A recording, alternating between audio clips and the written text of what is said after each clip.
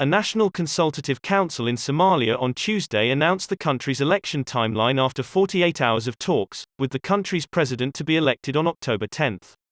The Somali Electoral Consultative Council said the electoral commissions will begin their trainings to prepare for last-minute touches and will then elect its leaders from June 30 to July 5, 2021.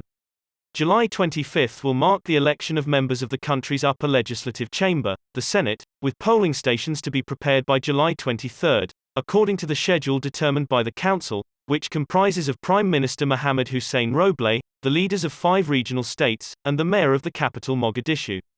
Electoral delegates for the later election of lower house lawmakers is slated for August 10, while September 10 will be the selection, with preparations taking place between July 15 and August 10.